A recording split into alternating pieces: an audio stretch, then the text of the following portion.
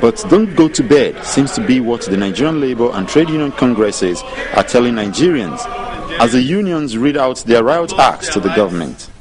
After exhaustive deliberations and consultations with all sections of the populace, both centers and the pro-people allies demand that the presidency immediately reverses fuel price to 65. If the government fails to do so, there will be an indefinite general strike, mass rally, protest, which will be held across the country with effect from 9th January 2012. Comrade Peter Esele, seriously, you actually sold Nigerians out, yourself and the NLC leadership. What went wrong? I think when I hear that, it's so painful and it's so sad that at the end of the day, the only thing Nigerians always think about, not all Nigerians, some Nigerians always think about is sell out. Now, people don't even understand how the organs of the labor movement works. You have the National Executive Council, you have the National Delegate Council, which is responsible for election of officers. That delegates power to the National Executive Council. And then you have the National Administrative Council. These are organs of the association that are saddled with taking decisions. And once decisions are made, I, as president of the Trade Union Congress, must, whether I am for it or against that decision, must come out in the open and defend and stand by that decision. But the decision they told you was 65 naira or nothing. What changed? You see, now, people forget one thing. What are the tools of labor movement? Every organization has its own business tool. A labor movement has a tool, and its biggest tool is negotiation. That's our biggest tool. Let me take you back how you are now paying 65 naira. It's not for people to make noise when cameras and journalists they are there. It is what you do behind that is the real thing. But you raised the hope of Nigerians, I mean, for almost 19 days. Yes. And then you kept raising their hope that they are going to get 65 naira. Now, let me also, that's what I said, let me back what has been playing out. Obasanjo increased this price to 75 naira. We protested. When we protested, Obasanjo took it back to 70 naira. When he took it back to 70 naira, Yar'Adua became president. Yeah. We went on strike. After 2 days, the way we are seated here is how myself, Omar, Yar'Adua, and 2 other people that I may not want to mention their names. Yeah. And when we sat down, we said, Mr. President, 65 naira is what we want. And the president said, Yar'Adua said, I can't go to 65 naira. Obasanjo has taken the price to 70 naira, and he does not want to be seen to be fighting Obasanjo or going against Obasanjo's policy. And we now also said, we also cannot come before you and go back empty-handed. We know they wanted to deregulate. So we now told the president that, President, you also have to put it in writing that there will be no deregulation and there will be no price adjustment for a minimum of 1 year. Yar'Adua agreed to it. And this incident happened June 2007. And by June 2008, it elapsed. And they now said they wanted to do an increase. We also went back to them. This same Oman, this same NSC, this same TUC that people are talking about now. We also went back to them. Mr. President, you cannot carry out an increase in the middle of the year. We gave our reasons. One, you have companies, businesses that have drawn their annual budgets. To not do an increase in the middle of the year, you are going to have what I call distortion in the economy. And he saw reasons with us. We pushed it now again to December 2008. Then I said it will be effective 2009. 2009, the price of crude fell. We went back again. Now that the price of crude are falling, we were paying. I said, if you want to deregulate, because I know for sure that at that price, we're likely going to pay about between 45 and 58 naira per liter. And then that was when I started knowing that yes, some things are happening I am in the industry, so I know that some things are going on there. Yeah. So when we now came up, and the president, we were now applying pressure, they said no, they want to save money. Because what we wanted to achieve is that we actually wanted to know what we are consuming per day. If they deregulate at that time, we would have known what we are consuming, because we don't believe that what they are telling us we are consuming per day is what we are consuming per day. Now, sorry to interrupt. Let me bring you close to this particular movement. The TUC, there have been an accusation. Okay, I was involved in the June 12 struggle. Yeah. And the TUC messed us up after 4 days. With your leadership, people felt, oh, there's hope with a young person on board, and that it has happened again. The TUC of what? Of when? Because first of all, you have to know, when did the TUC come up? The TUC is a new body. TUC was never there. We were never legal, we were never registered. So when people talk of all of this and you just laugh, We are talking about the June 12th struggle. Let me also tell you another. I was a teenager at that time. I was also on the streets. Now, let me give you an example. Our leaders, when we were meeting in Abuja, the Dabibis were out there. Some of past presidents of Pengasen were out there. And let me tell you, I was also a former president of Pengasen. We have it in the history. We look at, once we do anything, we do what I call post-mortem. And let me tell you, Pengasen short production. We've never done that. We shot production for June 12. And when we shot production for June 12, what was the result? Our leaders were imprisoned. Kokori was in jail for how many days? Dabibi, the same thing. Dabibi was in Abuja when we were making all of these decisions. And what was the end result? No strategy, no option A, no option B. We went through hell for it.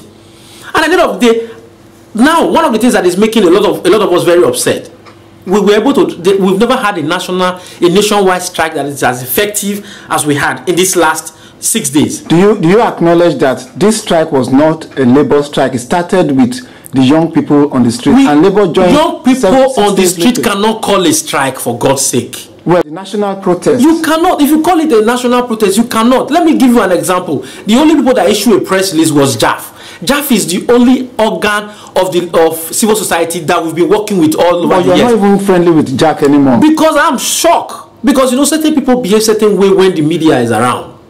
That decision taken in Abuja, the chairman of JAF, Dr. Dipo Fashoda, was in that meeting. The meeting that agreed. Yes, was in that meeting. Yes. The first thing you have to know is once the organ, I can't come. No, we all travel around the world. No union in the world will subject his decision to people on the street, to civil society. We can collaborate. Now, I'm talking to you in a hotel now. Yeah. Somebody is paying for my being in this hotel. Yeah. And you're not telling me that the person will tell me as president, this is what you have to do, and I will not listen to that person. I will listen to you who don't contribute anything. What is your relationship with civil society? Let me tell you now, JAF, we collaborate with JAF.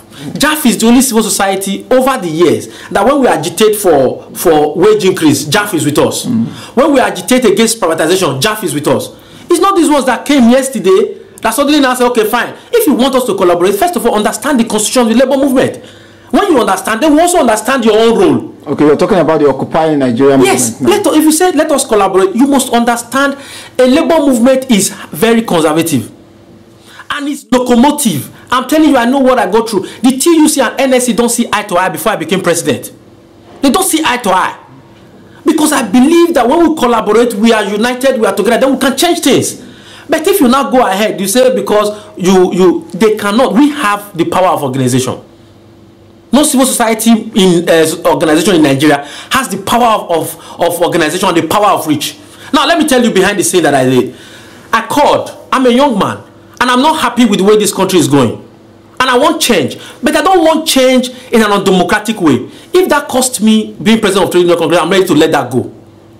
Democracy may not solve all of our problems, but it's still the best form of government that can meet our yearning and aspiration. Now, now that you've mentioned that, one of the allegations is that you fell under pressure in Aso Rock because the presidency told you some politicians were trying to hijack your protest. Let me tell you one thing. In our National Executive Council, you have what they call missed messages. And it's dangerous for you in a movement to have missed messages. That's one. Number two, it's also very dangerous to have various centers of power. Labor movement were hierarchical. Now, what is the message? We want to change the policy and not the policy maker. You must know that. There's a difference between... So you also believe that some people wanted a... Now, let me tell you, I was leading a rally in Abuja. I'm happy if you watch I've seen some of your pictures. Yeah. There's a guy from Sahara Reporters who was standing right beside me with Sahara Reporter shirts. He can also attest to everything. We're also talking behind the scene. In my own rally, Goodluck Jonathan must go. It was there. We were now hearing regime change. Yes, it was going everywhere. I would say, no, if regime changes, if you tell me that you want to change this regime, and somebody of repute from civil society or labor will become president of Nigeria, brother, I'll be with you on that. But we also do our own analysis. Kaduna, for example, we have chairman and secretary everywhere. They tell us they are losing control. There is what we call, we did our own SWOT analysis. We looked at our strength, we looked at our weakness, we looked at our opportunities, and also looked at our threats. Since you've been to Aso Rock and you're part of those meetings, when you looked into the eyes of the president, what impression gets? Kayode, I'm dealing with the third president. The toughest president is Olusegun Obasanjo that I know of. This is the third president.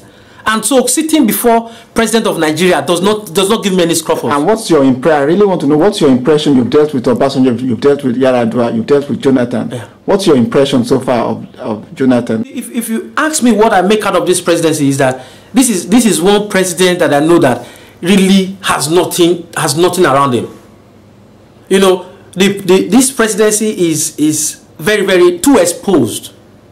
Too exposed. There are things that ordinarily, how will you even want to contemplate increasing price of PMS on the 1st of January? How will you want to, and why we're negotiating?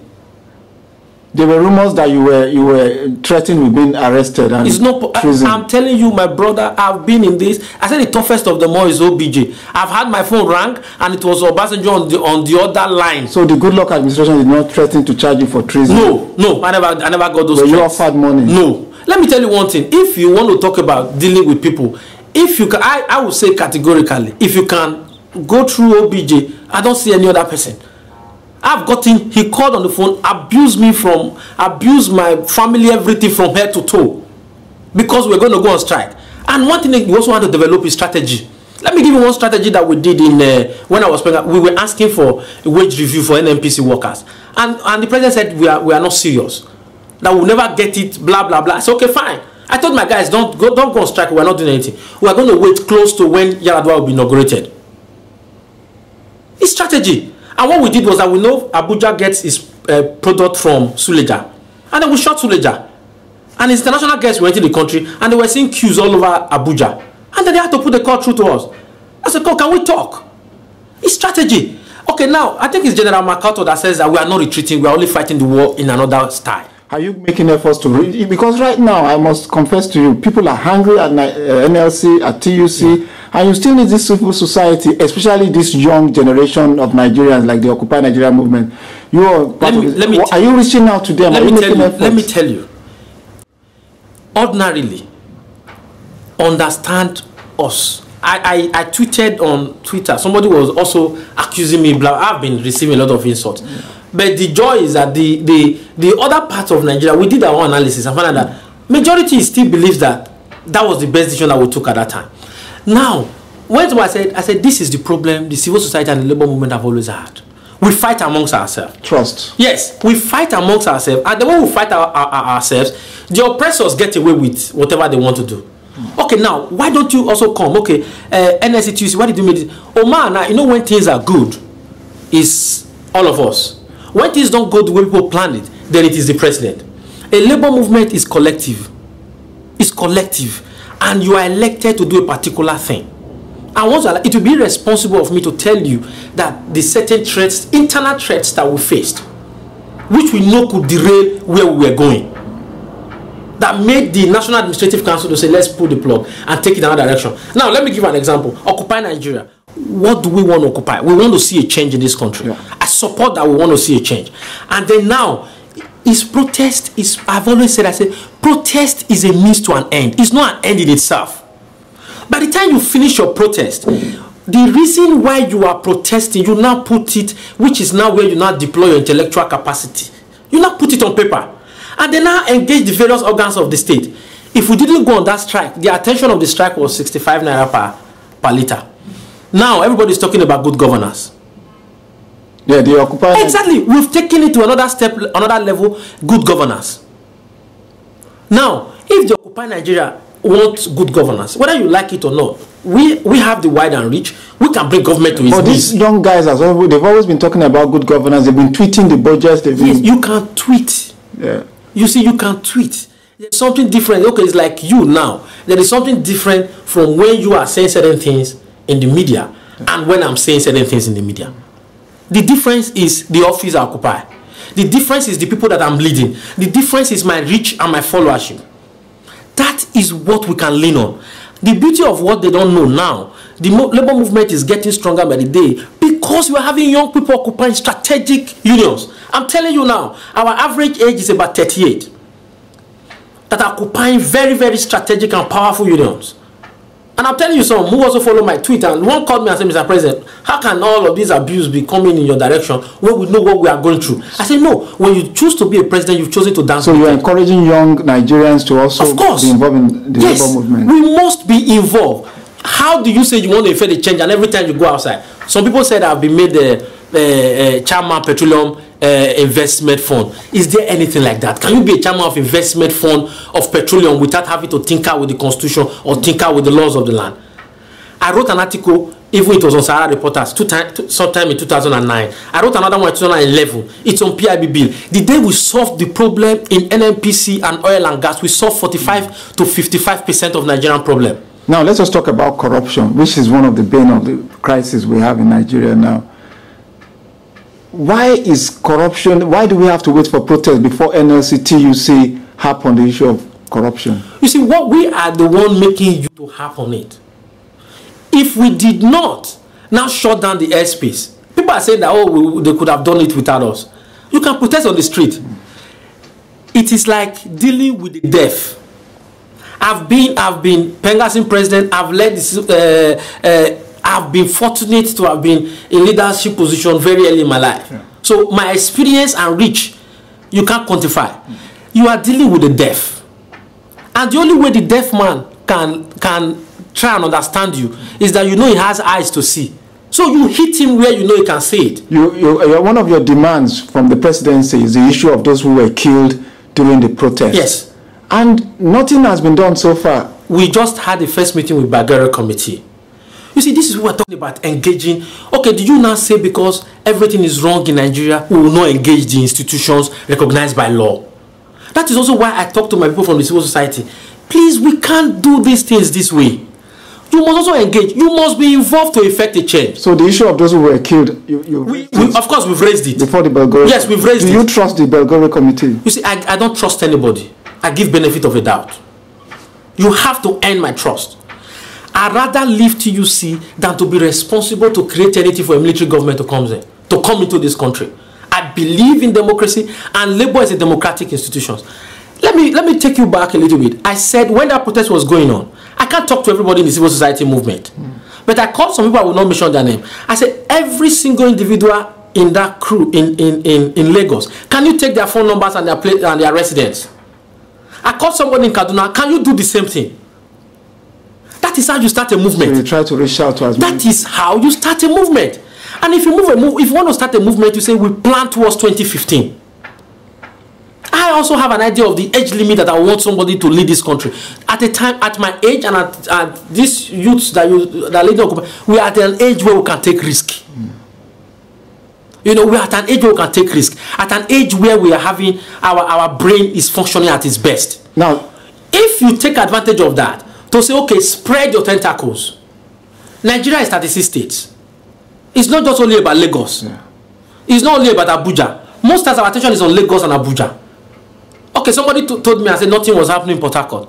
I said, he said nobody on the street, blah, blah. I said, but nothing, we've granted Port Harcourt, the port is not working, and no aircraft can come into Port Harcourt. So what else do you need?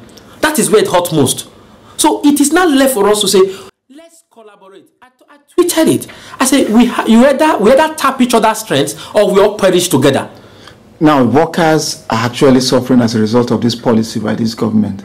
Even despite the reduction to, fixing the price at 97 naira, I'm sure a lot of your members are still complaining. Of course. Let me also tell you what we also did. We've been pushing the national income tax law in the National Assembly. Yeah. You understand? Yeah. But we didn't raise all the brouhaha or make as much noise around that. Yeah. And it has been signed into law. And what that law says is that it reduces my payable tax by 50%. Yeah. We've pushed that one quietly. And the president have not signed on to it. So if you are paying a tax of 10,000 naira before, it is now 5,000 naira.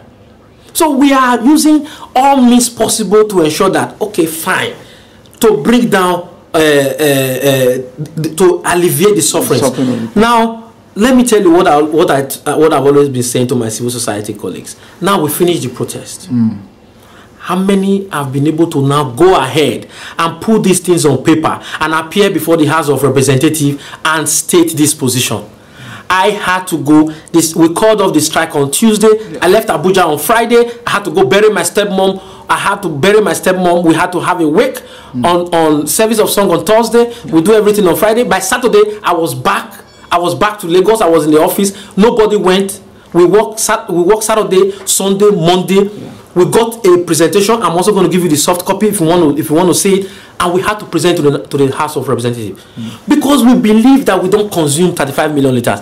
If we are not be bringing this pressure, I'm happy I was reading Leadership today, and they were not talking about how over the years I've been fighting on changing the issues in the oil and gas, on the petroleum industry bill. That is why they put me in that committee. And I'm telling you, as I'm talking to you, I did not attend the inauguration of that committee, and I'm asking several questions. I don't want to join committee for the sake of joining committees. Now, when I saw it on my BlackBerry that I've sold that because I said that committee, I've not even accepted. I've asked the ministers 3 questions. Yeah. And hopefully, if they answer those 3 questions satisfactorily before the end of this week, that will determine whether I will take it or not. That is one. And then number 2, what you also look at, I saw that because a committee, what committee? I'm a member of the Constitutional Review Committee. To review the Constitutional Affairs, I'm a member. Post-election violence, I was attacked in Ubima. I wore a jeans and a face cap. Nobody knew I was there. And I saw certain things and we had it on tape. And luckily, I got into my car and I ran off, and it was reported all over the media houses. I asked them, why did you put me in this? They said, no, they want to draw from my experience when I went to Ubima. But what I'm telling you now is that I was also in that committee. I'm a board member of Nigeria Extractive Industry Transparency Initiative. We audit the oil and gas. So I know what is there. I know which arm of the NNPC that is opaque. Comrade Esele, it's obvious that you feel disappointed. And you still want to continue as TUC president. Let me tell you, I feel disappointed because if this is coming, I see myself as being able to. I became Pengasi at the age of 32. So I see and that all the positions I've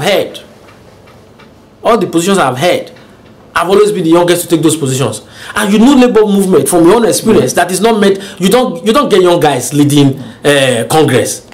Labor movement always talk about experience, this, whatever. I won where you have these people who are so experienced and have this expertise. They chose that, lead. The TUC is even, I have this thing, I always say that even in the midst, we have these people who say these are 1914 trade unionists. Are you discouraged?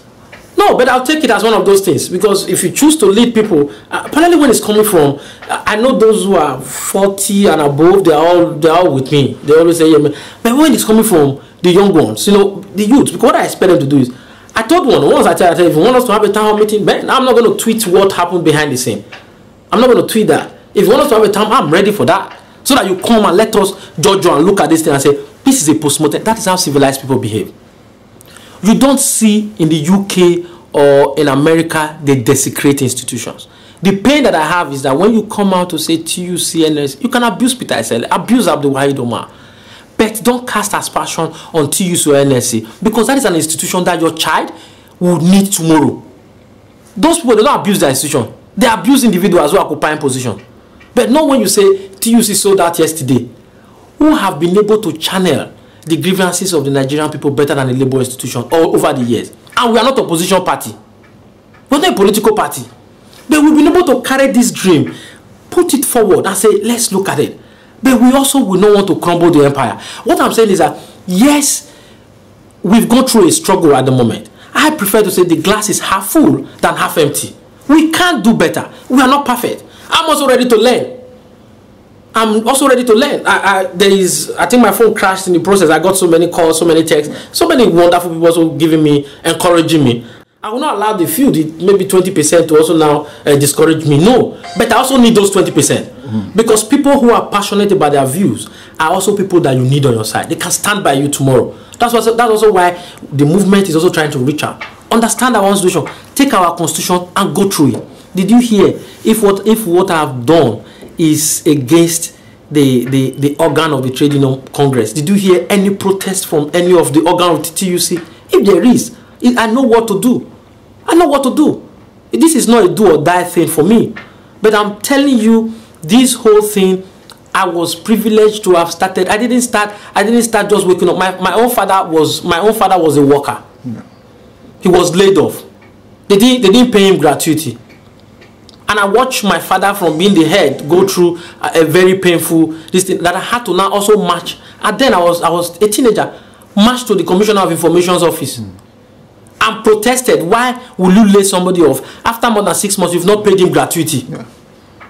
Only for me to find out after that protest of going to the man's office and telling him that if they don't pay, they're not leaving this place. A week later, they were all paid. And it was then I discovered that they also take some of this money is put in the bank, feast, and after a period of time, they collect the whatever interest is paid to the person. Yeah. So it's not something that I just walk into. But what I want to assure Nigerians is that we must never give up hope. Giving up hope on Nigeria is giving up hope on ourselves. We must see ourselves that we are a change agent. You are a change agent wherever you are. But never desecrate or disparage an institution that will need tomorrow. Comrade Peter Esele, thank you for speaking to Sahara Reporters. You're welcome. Thank you. Yeah.